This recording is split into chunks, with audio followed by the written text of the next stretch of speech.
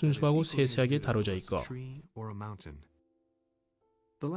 있는 그대로를 받아들이며 섬세한 장식적인 형태들도 포함시키고 있습니다. 변화된 색상은 자연스럽고 세속적으로 다가옵니다.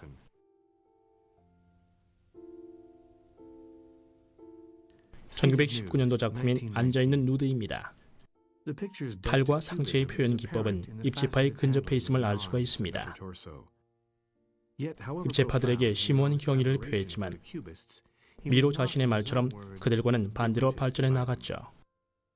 1919년에 완성한 당혹스러운 표정의 자화상에서는 누비올라의 초상에서와 같은 붉은색 셔츠를 입고 있습니다.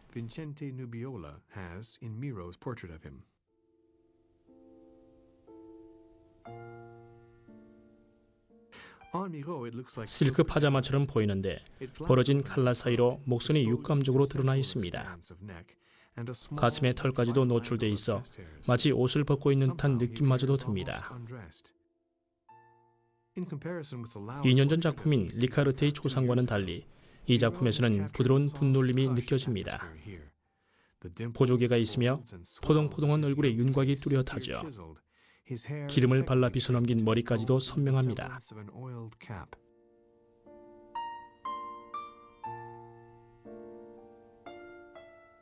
미로는 많은 초상화를 그리지는 않았습니다.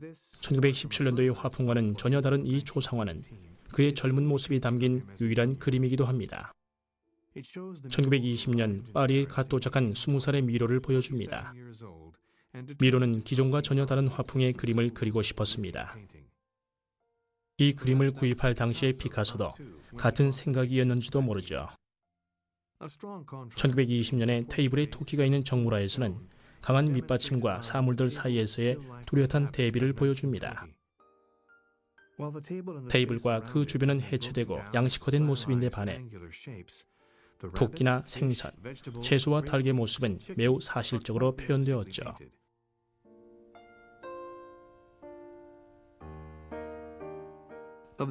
비생물인 포도주 항아리만이 양식적으로 묘사되어 있습니다. 묘하게도 음식을 상징하는 동물들은 마치 살아있는 것 같습니다.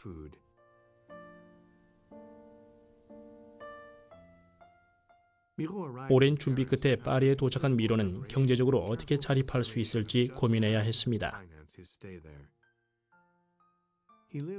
한동안 카탈로니아 사람이 운영하는 호텔에 머물렀습니다. 여유도 없었지만 어차피 그림을 그리지 않았기 때문에 문제가 되지도 않았죠. 미로는 파리의 한순간에 빠져들었습니다. 그해 7월, 그는 다시 몬트로이그로 돌아갔고 파리에서 받은 충격에 고무되어 그림을 그리기 시작했습니다. 두 번째 여행이었지만 그의 작품에 많은 변화를 가져다 주었죠. 그 다음해인 1921년, 미로는 파리에서 스페인 조각가로부터 스튜디오를 얻었고 4월 파리에서의 첫 개인전을 열게 되었습니다. 아방가르드 전시회로 잘 알려졌던 리콘 갤러리에서였죠. 팔린 작품은 단 하나도 없었습니다. 미로는 1921년도 작품인 서 있는 누드에서 평행 사변형과 마름모의 구조물에 놓여진 검은 직사각형 위에 왼쪽 발을 얹고 서 있는 여자의 모습을 표현했습니다.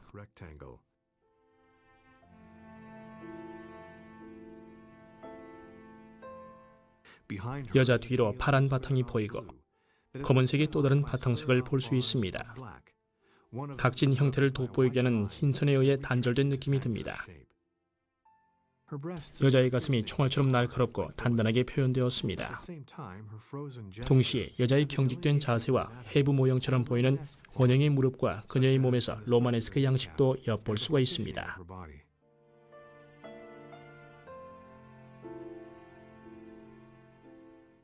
미로 작품의 중심이 되는 농원이 등장하기 시작한 것은 1921년도였습니다.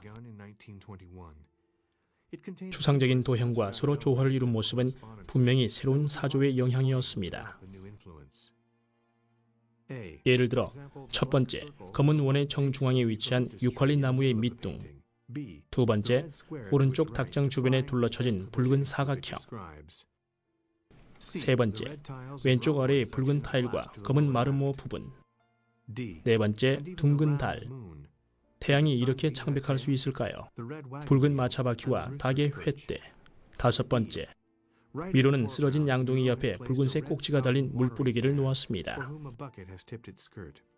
6번째, 뒤쪽으로 프랑스 신문 엔트렌 시종이 보입니다. 타협할 줄 모르는 이란 뜻으로 반이 잘려나가서 처음에 내자만이 의로웨라는 음절로 보이는군요. 아무렇게나 방치된 듯한 물뿌리개는 남자가 사용했을 것 같은 느낌이 듭니다. 7번째, 타일과 뒤쪽으로 난 길을 따라가 보면 타일 위쪽에 찍혀있는 7개의 발자국이 갑자기 끊겨져 있습니다. 8번째, 하지만 발자국이 난 길은 우물토로 계속 연결돼 있고 우물가에선 한 여자가 물을 깃고 있습니다. 양동이와 병도 보입니다. 여자의 뒷부분엔 그림의 중심에 위치하여 조망점처럼 있는 곳을 살피면 한가한 모습으로 벌거벗고서 쭈그려 앉아있는 개구리 같아 보이는 아이가 있습니다. 몸의 반이 짙은 그림자로 가려져 있죠. 9번째, 우물 뒤쪽에는 어디론가 가지 않고서 끊임없이 둥근 길을 따라 돌며 방아를 찧는 노새의 모습도 보입니다. 10번째, 수탉과 토끼, 염소는 성적인 분위기를 자아내지만 동시에 몬트로이그 농장의 생명력을 상징합니다. 11번째, 채소와 곡물들이 듬성듬성 아무렇게나 놓여 있군요. 이 농장은 일하는 곳처럼 보이지 않습니다. 왼쪽 아래로는 커다란 야생식물이 막 피어날 듯이 보이는군요. 이것은 아마도 선인장의 한 종류로 7년에 한 번씩 꽃을 피웁니다. 시간이 많이 걸리지만 한 번에 많은 꽃을 피우곤 하죠. 12번째, 농장은 닭장과 마욱간, 유칼리 나무의 구조 속에서 빛의 흐름을 따라가고 있습니다. 건축학의 원칙에 충실한 그림 같기도 하군요. 계산과 세심한 정성이 깃들어 있기 때문이죠. 미로는 이 그림에 많은 정성을 쏟았습니다. 바르셀로나와 파리를 오가며 한참 만에 완성한 작품이었죠. 1922년 작품 카바이드 램프입니다. 이 그림에서는 대상을 극명하게 단순화시켜서 평평한 뒷배경에 배치해 놓았습니다. 램프는 그늘져 있습니다. 과일과 석쇠는 단순하게 선으로만 표현되었군요.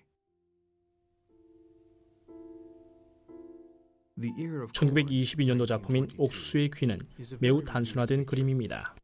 세심하게 그려진 나달을 보면 미로가 중요하게 여긴 것이 무엇이었는지 알게 되죠. 1922년도 작품인 농부의 아내입니다. 고양이 옆에 원을 그려넣어 추가 설명을 하고 있습니다.